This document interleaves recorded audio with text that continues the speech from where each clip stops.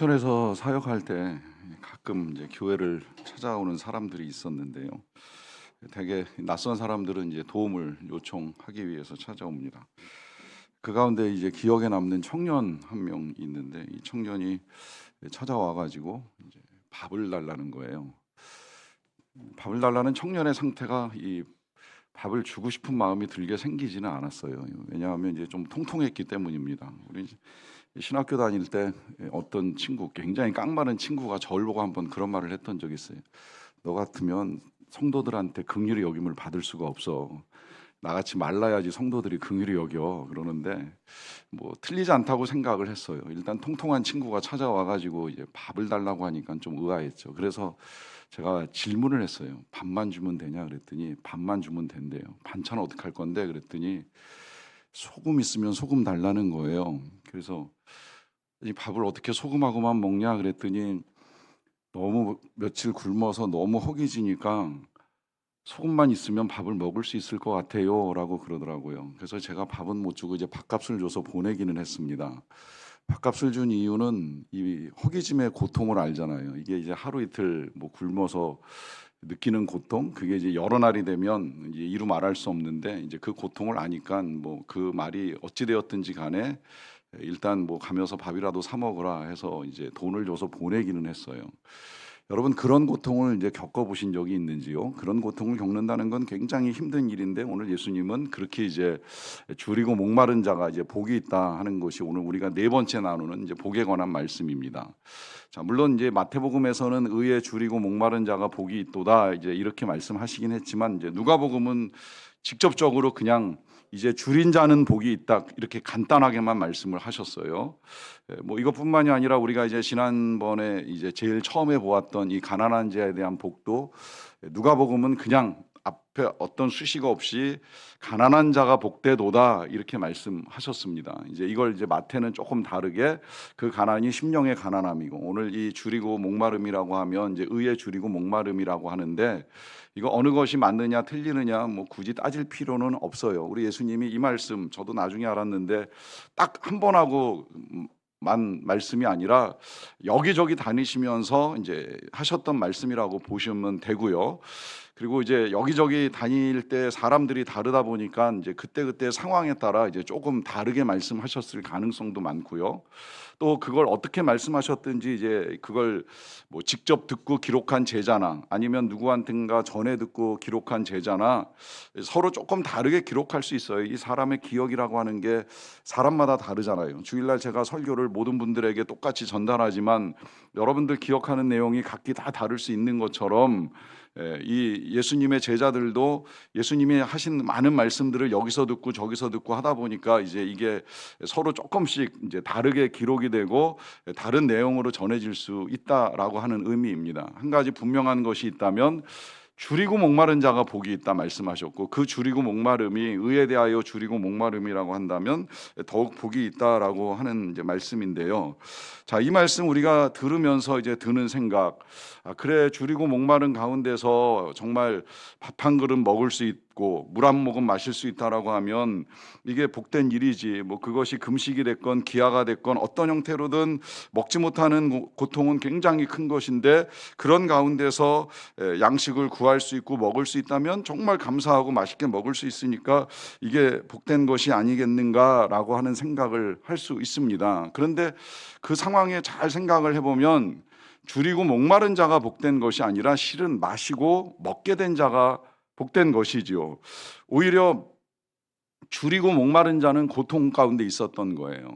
그렇게 보면 배부른 자가 복되어야 되는데 누가복음에서는 오히려 배부른 자에게 화를 말씀하십니다. 너희 배부른 자여 화가 있을지어다라고까지 예수님이 말씀을 하십니다. 그렇다고 한다면 분명히 이 예수님이 말씀하신 건 배고픔 자체, 목마름 자체에 대한 복을 말씀하시는 것인데 이게 과연 복이 될까 하는 생각 다시 한번 해보게 돼요. 왜냐하면 이제 이 배고픔은 사람으로 하여금 이제 음식을 찾게 만들고, 이 음식이라고 하는 게 그냥 이제 주어지는 것이 아니라 재료를 필요로 하는데, 이 재료를 구하려고 하면 어떻게 해서든 또 뭐 소득이 있든지 농사를 짓든지 하는 여러 가지 수고를 필요로 하고, 그렇게 해서 재료가 준비되면 그 다음에는 이제 또 음식을 차려야 되고, 차린 걸 이제 먹어야 되고, 먹고 나면 또 치워야 되고 하는 이 일련의 과정들이 때로는 우리를 수고롭게 하고 때로는 우리를 귀찮게 만들기도 하잖아요. 그러다 보니까 이제 이 먹고 차리는 일을 계속하게 만드는 사람, 이걸 이제 삼시세끼라고 표현해서, 이게 나중에 이제 삼시세끼라는 말로 애둘러서 사람들을 이제 나무라는 표현까지 되고 말았는데, 그만큼 먹는 일 자체가 사람에게 가져오는 이 귀찮음과 불편함을 이제 그 표현 속에 그냥 담고 있는 거라고 보시면 되겠죠. 그러다 보니까 이제 여기서 이제 또 하나의 의문이 드는 건, 왜 하나님은 우리에게 배고픔을 주시고 또 이 배고픔이 지속되거나 반복되면 때로는 이제 고통으로 느껴지게 만드셨나라고 하는 의문을 갖게 되죠. 이게 또한 사람만 느끼는 이제 고통이 아니라 하나님이 만드신 모든 생물체가 느끼는 고통입니다. 식물 같으면 필요한 물이 공급되지 아니할 때 이제 말라가면서 고통을 느낄 거라고 여겨지고요. 뭐 그게 이제 조금 더 동물로 넘어오면 명확해지잖아요. 어떤 동물도 배고픔을 견디는 동물은 없어요. 그러다 보니까 이제 이 초식 동물 같은 경우에는 열매나 풀을 찾기 위해서 이동을 해야 됩니다. 자기가 거주하는 영역 내에서 먹을 거를 구하지 못하면 생각보다 많은 거리를 이동한다고 들었어요. 그러니 이게 얼마나 어려운 일이에요. 먹기 위해서 그 많은 시간을 걷는 수고를 또 해야 되잖아요. 이게 초식동물뿐만 아니라 육식동물 쉬운 줄 알았는데 나중에 알고 보니까 이거 쉬운 거 아니잖아요. 자기 먹을 거 만들기 위해서 많이 모여있는 초식동물 중에 제일 연약해 보이는 놈, 그 한 놈을 잡기 위해서 그냥 달려가면 될 줄 알았는데, 어떤 놈이 그냥 쉽게 나 잡아가라고 몸을 내주는 동물이 있겠어요. 열심히 도망갑니다. 그러니까 그 한 마리를 놓치지 않기 위해서 아주 애를 쓰고 달려가서 한 끼의 식사를 해결하는 거예요. 그러니까 먹고 난 다음에 지쳐가지고 이 쉬는 맹수들이 그게 그냥 뭐 배불러서만 쉬는 게 아니라 지쳐서 쉰다고 하는 의미가 있을 정도로, 이 배고픔을 해결하는 문제는 사람에게 있어서 뿐만이 아니라 동물들에게 있어서도 굉장히 큰 고통스러운 과정이 되는데, 이걸 이제 하나님이 모든 생물체들을 지으실 때 그렇게 만드셔서 배고픔을 느끼게 하시고, 이게 이제 지속되면 고통을 느끼게까지 하셨습니다. 그러면서 하나님은 또 우리에게는 이제 또 다른 배고픔을 주셨잖아요. 그걸 그냥 간단하게 표현하면 영적 배고픔이다, 이제 이렇게 표현할 수 있는데, 하나님은 우리를 지으실 때 흙에서 우리를 지으셔서 우리를 몸만 가진 존재로 만드신 것이 아니라 하나님의 생명을 우리에게 불어넣어 주셔서 우리가 이제 영혼을 가지고 살아가는 존재가 되게 하셨어요. 그래서 우리의 몸은 물적으로도 채워야 되지만 영적으로도 채워야 되고, 심지어 이제 이 정신이라는 것까지 가지고 있어서 지적으로 채워지지 않으면 이 정신적으로 빈곤한 상태에 살아가는 삶의 모습을 보여주게 되잖아요.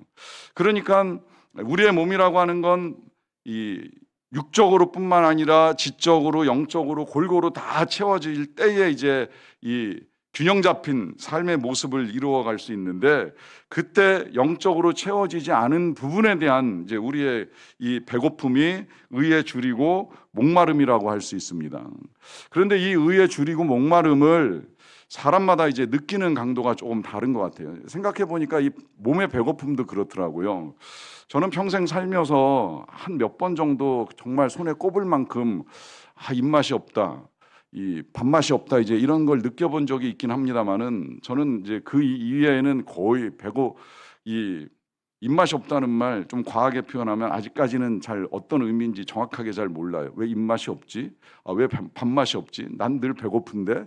이게 그냥 히딩크 감독이 뭐 이렇게 승리를 여러 번 해도 배고픈 그 배고픔 이상의 나는 늘 이 배고픔이 있어서 뭘 먹어도 잘 먹는 편이라고 생각을 하는데, 그러다 보니까 남들이 뭐 밥맛이 없다 내지는 뭐 먹어도 진짜 새 모이만큼 요만큼 먹는 그 식사를 이해할 수가 없었어요. 어떤 교인 왜 그렇게 말랐나 보면 잘 안 먹더라고요. 먹더라고요. 그래서 더 드시라고 하면 많이 먹었다고 하는데 뭐 그만큼 먹고 뭘 많이 먹었다 그러지, 이제 이런 느낌 드는 분들이 있잖아요.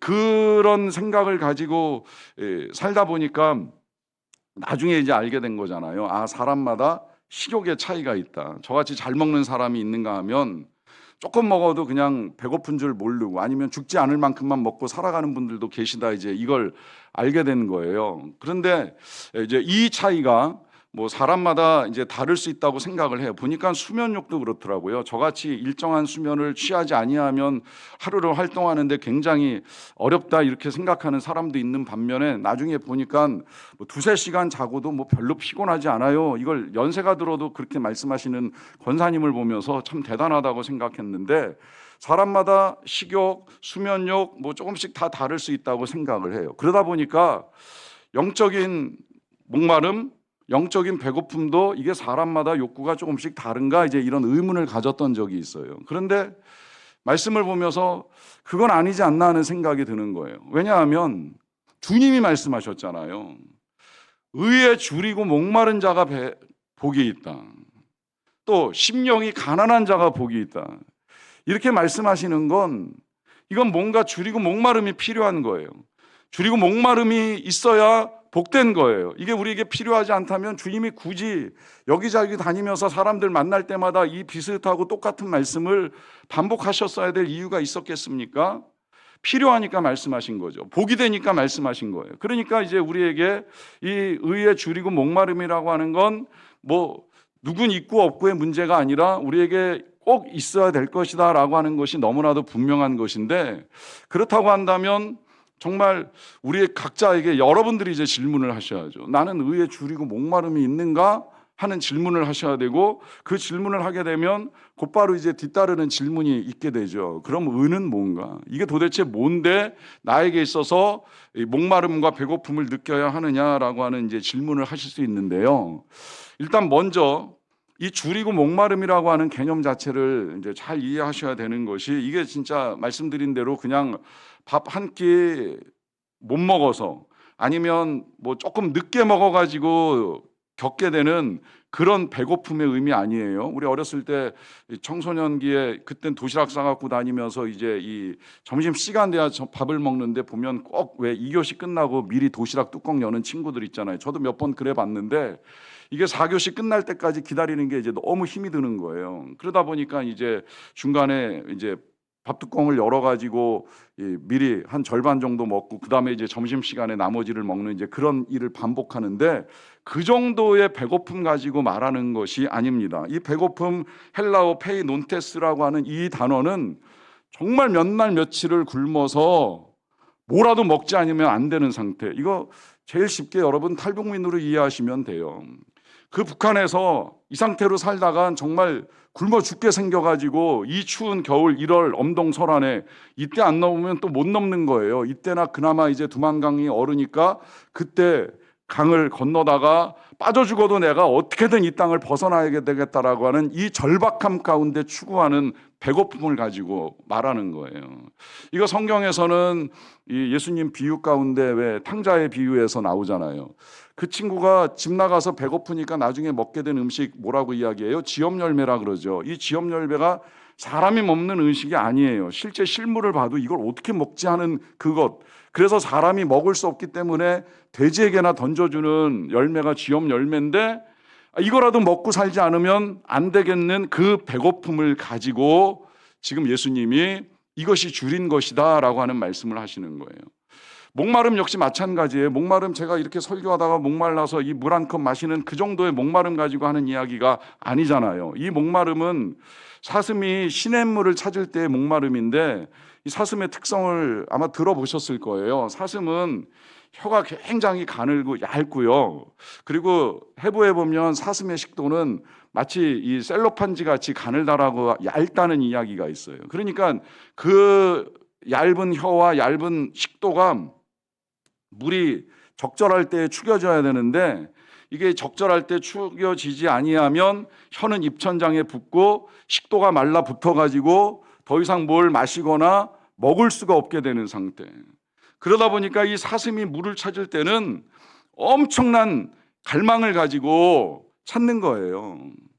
그런 상태를 목마름이라고 이야기를 합니다. 그러니까 예수님이 지금 말씀하시는 이 의에 줄이고 목마른 상태는 정말 당장 먹지 아니하면, 또 당장 축이지 아니하면, 마시지 아니하면 곧 죽을 것만 같은 갈급함을 가진 상태라고 하는 말씀이신데, 이것이 의에 대해서 이야기를 합니다. 그러한 목마름과 갈급함이 의에 대하여 있을 때에 그가 복되도다라고 하는 말씀을 하시는 거예요.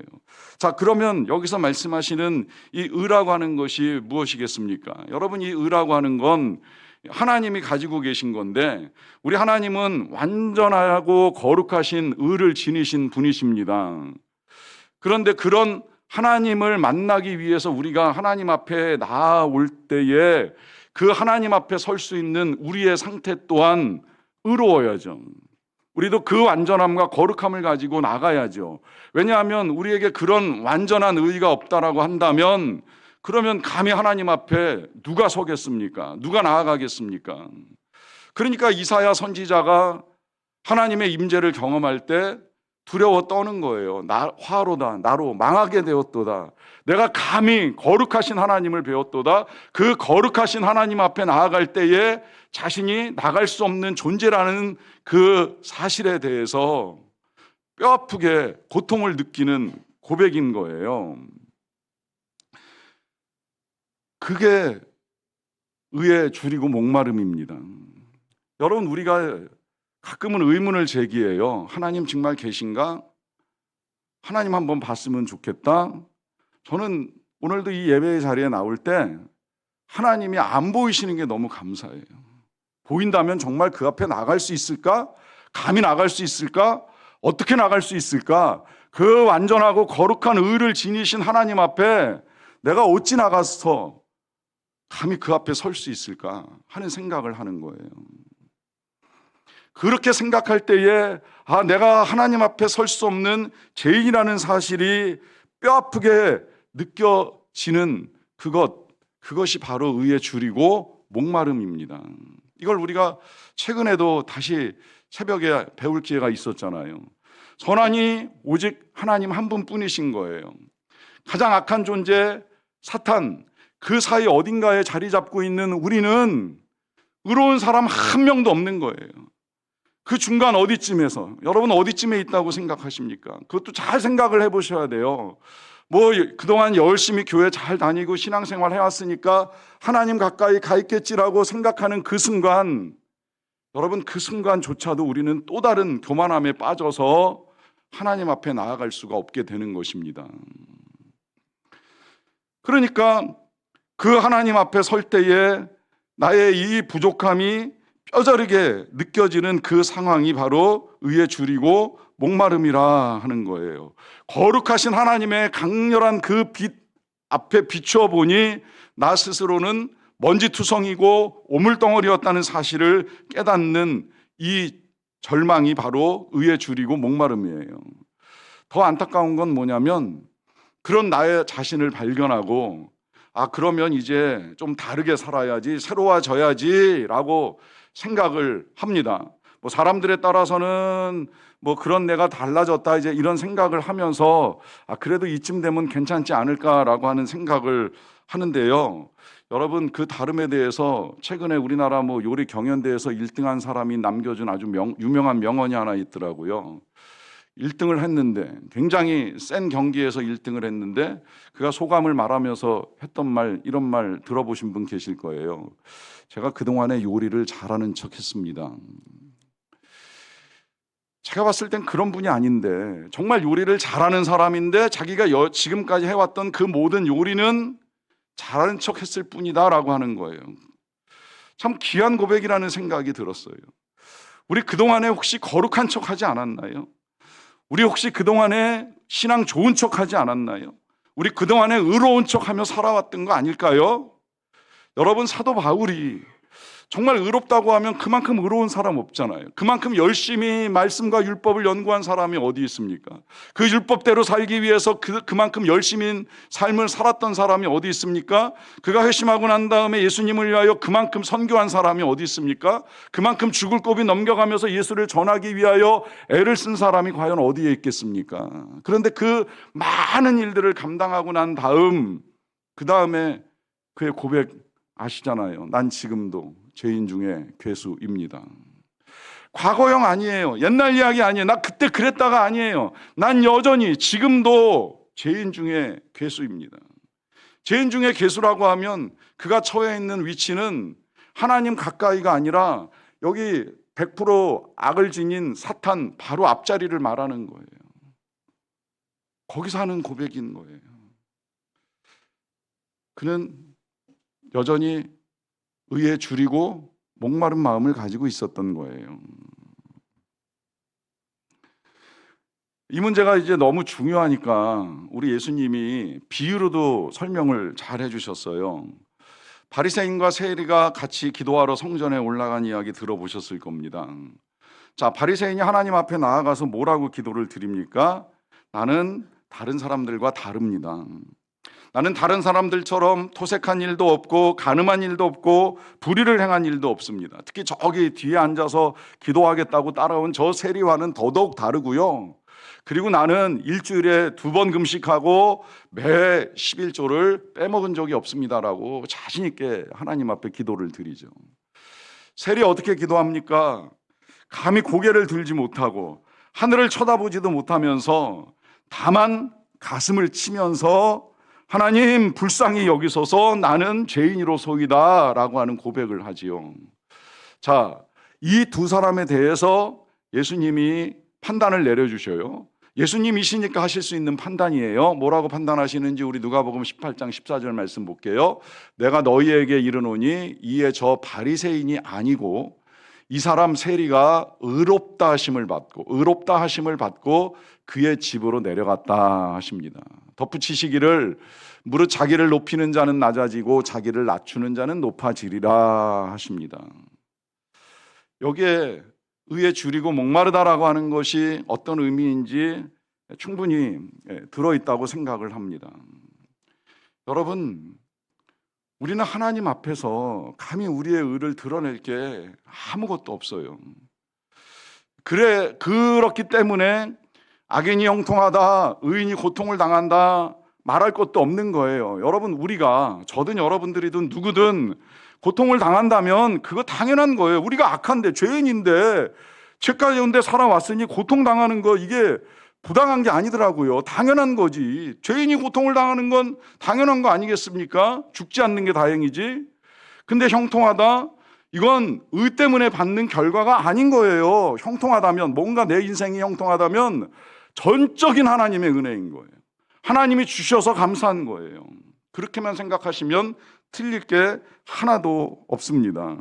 이걸 반대로 생각하면 뭔가 잘못된 거예요. 그 잘못된 모습을 보여주는 또 다른 두 사람이 있잖아요. 그 또한 우리 예수님이 비유로 말씀해 주셨는데 바로 아까 말씀드렸던 그 탕자가 보여주는 반응입니다. 자, 탕자는 아버지 거 잔뜩 가지고 나가가지고는 허랑방탕하게 다 써버리고 난 다음에 결국은 배고픈 환경에 처하다 보니까 돼지 먹는 그 지엽열매 먹어보겠다고 하는데 그 배고픔이 어쩌면 이제 그한테 복이 되었는지도 몰라요. 복이 되었다라고 이야기를 하는 건 그 상황에 되어서야 그가 한 가지 중요한 사실을 깨닫죠. 한 가지도 아니에요. 여러 가지 중요한 사실을 깨닫는 건데 첫째는 뭐 내 아버지 집에 이제 풍족한 것이 많다 이런 깨달음도 있지만 그가 더 중요하게 깨달은 건 자기 자신이 하늘과 아버지께 죄를 지었다라고 하는 고백을 해요. 여기서 이제 그의 배고픔이 영적 배고픔으로 바뀝니다. 내가 죄인이구나. 내가 죄를 지었구나. 엄청난 죄를 지었구나. 그 죄는 아버지께 뿐만이 아니라 하나님을 향하여 지은 죄악이구나 라고 하는 사실까지도 깨닫게 됩니다. 이게 얼마나 복된 일이에요. 그 깨달음 때문에 그가 아버지를 찾고 아버지께 돌아올 수 있게 되는 거예요. 이게 배고픈 자의 복이고 이게 의에 줄이고 목마른 자의 복이 되는 거예요.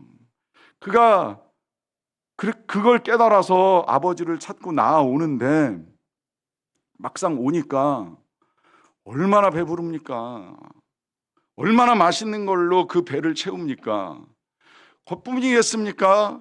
그가 얻은 그 영적인 만족감, 넌 지금도 아들이라고, 너는 집을 떠났지만, 재산을 낭비했지만, 넌 죄를 지었지만 여전히 아들이라고 인정해 주시는 그 아버지의 사랑으로 누리게 되는 그 영혼의 만족감, 이루 말할 수가 없는 것이지요. 반면에 그 집에 있었던 큰아들 잘 아시잖아요. 열심히 일하고 열심히 수고를 했어요. 안타까운 건 그러다 보니까 자기 자신의 상태를 볼 수가 없었던 거예요. 자기 자신의 영혼이 얼마나 곤고함 가운데 처해 있는지, 어떤 마음으로 아버지를 섬기면서 죄 가운데 있었는지를 미처 볼 겨를이 없었어요. 그러다 보니까 동생이 돌아왔을 때 그 동생을 위하여 잔치를 벌이시는 그 아버지의 넉넉한 온유하심을 받아들이지를 못해요. 그러곤 그 많은 것들이 다 너의 것이라고, 내 모든 것들이 너의 것이라고 말씀하시는 그 아버지의 부요하심을 깨닫지 못하고, 나한텐 염소 새끼 한 마리도 준 적이 없지 않느냐라고 하면서 불만을 터뜨려요. 왜 그럴까요? 스스로 의롭다고 생각을 한 거예요. 아무런 배고픔이 없었던 거예요. 아무런 목마름이 없었던 거예요. 이 모든 것들을 베푸시는 아버지의 사랑에 대한 은혜를 깨닫지 못했던 거예요.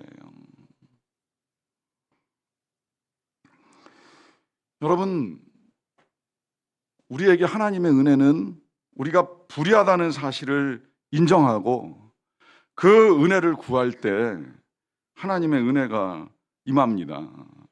감사한 건 이 줄이고 목마름의 이 반복인데요. 이 우리의 몸이라고 하는 게 줄이고 목말라서 뭐 밥을 먹고 물을 마시고 할 때면 이제 배고픔도 해소가 되고 갈증도 이제 해소가 돼요. 하지만 뭐 한 번에 많은 밥을 먹고 한 번에 많은 물을 마셨다고 해서 난 이제 괜찮아 이렇게 말할 수 없지요. 아무리 많이 먹어도 한 끼 정도는 뭐 건너뛸 수 있지만 뭐 한순간은 지나칠 수 있겠지만 우린 또다시 먹어야 되고 또다시 마실 수밖에 없습니다. 그런데 영적인 배고픔, 영적인 목마름 참 비슷하면서도 조금은 달라요. 자, 영적으로도요, 어떤 특별한 시간에 우리가 특별하게 우리의 영혼에 충만하게 채우시는 하나님의 은혜로 말미암는 배부름이나 해갈이 있을 수 있어요. 그런데 다시 살다 보면 또다시 이제 영혼의 목마름과 배고픔에 놓일 때가 있는데요. 그런데 예수님은 이렇게 말씀하셨어요. 요한복음 4장 13, 14절 보실게요.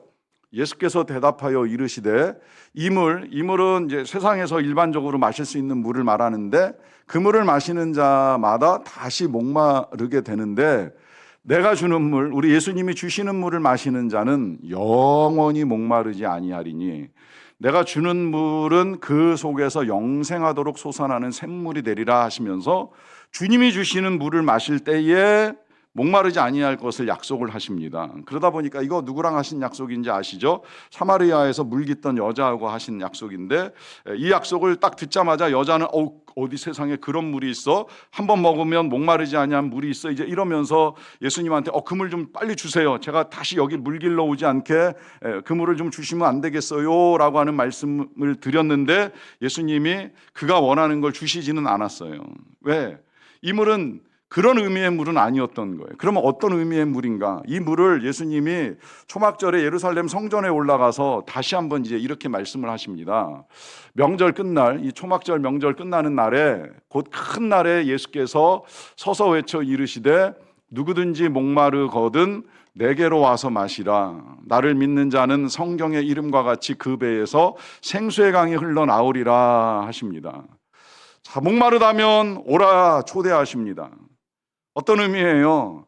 인생 살면서 채워지지 아니하는 영혼의 갈급함, 목마름이 있다면 주님께 나아와야 된다는 거예요. 그러면 그렇게 나오는 자들에게, 그렇게 나와 예수님을 믿는 자들에게 우리 예수님께서 그 배에서 생수의 강이 나오게 하시겠다라고 하는 거예요. 이게 앞서 그 여인에게 말씀하셨던 영원히 목마르지 아니한 샘물을 주시겠다라고 하는 것입니다. 어떻게 주실까요? 이건 지금 요 38절 뒤에 바로 사도 요한이 해석을 덧붙여 놨어요. 그 해석은 다른 것이 아니라 이는 그들이 받게 될 성령을 말씀하신 것이다 라고 하는 해석입니다. 그러니까 결국 우리의 목마름이 어떻게 해소가 되는 거예요? 하나님이 우리에게 주시는 성령, 예수 그리스도께서 기다리라고 받으리라고 약속하신 성령, 그 성령이 임할 때에 우리가 영원히 목마르지 아니한 삶을 살게 될 것이라고 말씀을 하십니다. 그래서 실제로 정말 목마르고 사모하는 가운데 성령을 구하는 자는 성령을 받아요. 이 성령을 받으면 처음에는 이 성령이 애통하는 영이고 회개하는 영이기 때문에 우리의 모든 죄가 다 드러나게 하시면서 하나님 앞에 엎드려 회개하고 애통할 수밖에 없는 상황을 우리에게 만들어줘요. 그런데 그냥 애통하고 회개하는 것으로만 끝나는 것이 아니라 그러는 가운데에 우리를 향한 하나님의 은혜를 깨달을 수 있는 지혜의 영을 부어주시고 깨달음의 영을 허락해 주십니다. 그러면서 하나님의 은혜에 눈뜨기 시작을 하게 되면 그 다음엔 당연히 이제 감사하게 되고 기뻐하는 영을 우리에게 부어주시는 거예요. 이 모든 은혜가 하나님께로부터 우리에게 임하는 거예요. 목마른 자, 갈급한 자, 사모하는 자, 배고픈 자에게 임하는 하나님의 은혜입니다. 여러분 구하십시오. 애달픔으로 구하세요. 애통함으로 구하시고 간절함으로 구하시고 사모함으로 구하세요. 그래서 성령의 충만함, 목마르지 아니하게 하시는 성령의 충만함을 누리며 살아가시기를 간절히 축원합니다. 우리 시간에 같이 기도하겠습니다. 함께 기도하실 때 이렇게 기도하기 원합니다. 주님 사모합시다. 사모합니다. 주님 간절합니다. 나에게도 성령의 은혜를 베푸셔서 정말 우리 이 영혼의 목마람, 세상의 헛된 것들로 채우고자 했었던 내가 원하는 것들로 채워도 그치지 아니하는 이 배고픔과 목마름이 사라지고 주님이 주시는 기쁨 감사로 넘치는 우리의 삶이 되게 달라고 우리 간절한 마음으로 은혜를 구하는 시간을 갖도록 하겠습니다.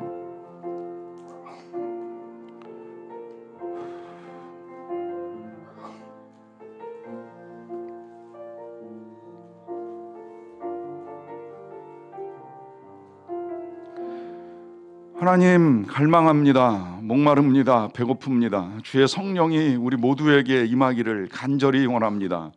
임하셔서 세상이 줄 수 없는 평안, 세상이 줄 수 없는 기쁨, 세상이 줄 수 없는 그 은혜를 모두가 누리게 하여 주시옵소서. 예수님의 이름으로 기도하옵나이다. 아멘. 함께 찬